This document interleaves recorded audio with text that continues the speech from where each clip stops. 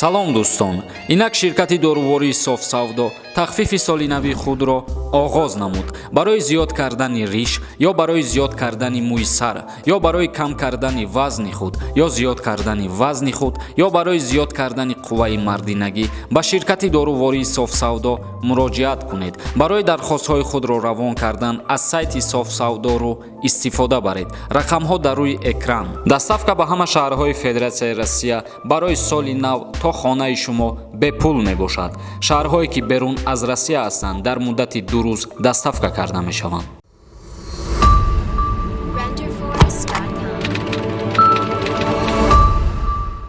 ассалому алайкум ба ҳама тамошобинони барномаҳои канали Юристиҷей. Имрӯза навори мо якчанд хабарҳои нава пешкаши шумо мегардонем. Бо диққат гӯш кунед. Пеш аз шурӯъ кардани барнома ба шумо якчера хотиррасон мекунем. Агар нафароне ки мехоҳанд моро ва канали моро дастгирӣ кунанд, ссилкае ки дар комментария закрепит кардагиай бидроен ба промокоди мо регистратсия кунед, соҳиби бонус мегардед. Аввалин хабари мо оиди кушода кардани марзҳо ва парвозҳо аз ҷониби Арабистони Саудӣ. Чӣ хеле ки ба ҳамаи мо шумо маълум аст, сар карда аз 21 декабр Арабистони Саудӣ аз сари нав ҳамаи марзҳои худша баста карда буд, аз сабабе ки беморӣ зиёдтар шуд ва хушбахтона аз 5 январ Арабистони Саудӣ боз парвозҳо ва сарҳадҳои худша боз кард барои чандин кишварҳо.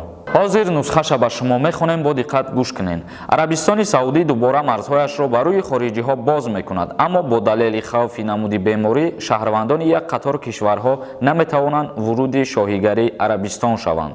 Яъне ки аз сабабе ки беморӣ айни ҳол гумшидагӣ нестай, Арабистони Саудӣ якчанд давлатҳоеро номбар кард ки аз ӯ давлат агар дохили Арабистони Саудӣ даромадан хоҳанд, қатъиян манъ ки аввалин давлат Британияи Кабир ва дуюмин Африка мебошад. Аз ҳамин ду давлат мумкин нест ки шаҳрвандои худаш ё ки шаҳрвандои хориҷие ки дар Британия ё ки дар Африка қарор доранд дохили Арабистон шаванд. Ва боз як чизи дигара қайд мекунем, ногуфта намона ки агар ҳар як шахсияте ки дар давлате қарор дорад ки беморӣ дар уҷа зиёд боша, вақтҳои охир агар 2 ҳафта зиёд дар ҳамун давлат қарор доштагӣ боша, ин шахсиятҳоро низ наметавонанд дохили Арабистон бигарданд. Ба ҳамин хотир ҳар нафаре ки вориди Арабистон шудан мехоҳад, бояд аввалан ки бемор набоша ва баъдан дуюм пеш аз парвоз ба худаш маълумотномаи тиббӣ дошта боша.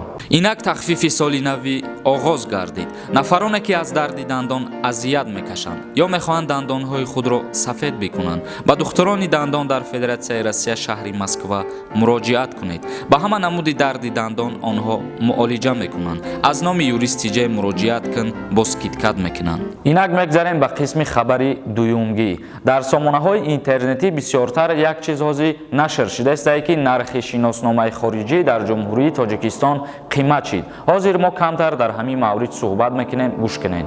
Бародарони азиз, шиносномаи хориҷӣ яъне ки загранпаспорт дар Ҷумҳурии Тоҷикистон қимат шидагӣ нест. Чӣ хеле ки пештар $75 дар бар мегирифт, айни замон айни ҳол низ ҳаму $75 истодагиай. Лекин боҷи давлатие ки 87 сомон ҳар яки мо шумо меспоридем, ҳаму боҷи давлатиш баробар шидагиай ба 90 сомон, яъне ки 3 сомон қимат шидагиай. Ба ҳамин хотир баъзан нафарҳо пешниҳод кардан, нашр кардан ки нархи шиноснома беҳад гарон шидай. ин чиз дурӯғай, ин чиз рост нестай бародарони азиз. Нархиш ҳаму $75 истодагиай, вале пули боҷи давлатиш 3 сомон қимат шидагиай, яъне ки 87 сомон неву 90 сомон шидагиай.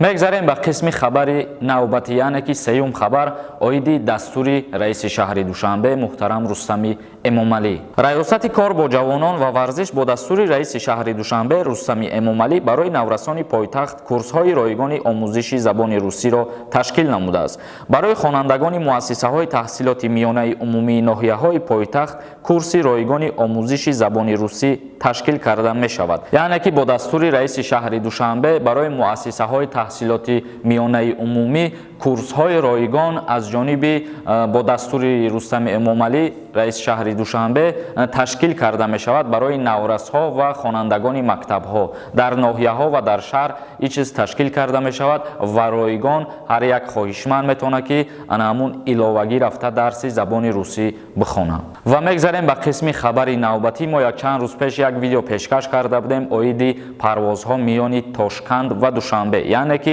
аз ҷумҳурии ӯзбекистон ба ҷумҳурии тоҷикистон аввалин парвоз муқаррар шудагӣ буд 5 январ. Ана ҳамин рӯз хушбахтона якумин парвоз ба анҷом расид соати 10:30 субҳ. ва ногуфта намона ки бо ширкати ӯзбекистон бо ширкати ҳавопаймоиш аз ҷумҳурии ӯзбекистон ба ҷумҳурии тоҷикистон 65 нафар шаҳрвандора баргардонидан ва аз ҷумҳурии тоҷикистон низ 100 нафар рӯйхат кардагиянд барои ба ӯзбекистон баргардонидан. бародарони азиз, ҳамин буд хабарҳои имрӯзаи мо. видеоҳои нави моро интизор бошед. дар канали Юристи Ҷей обуна шидана фаромӯш намекунем. худованд ҳамаи мо ва шуморо нигаҳбон бошад.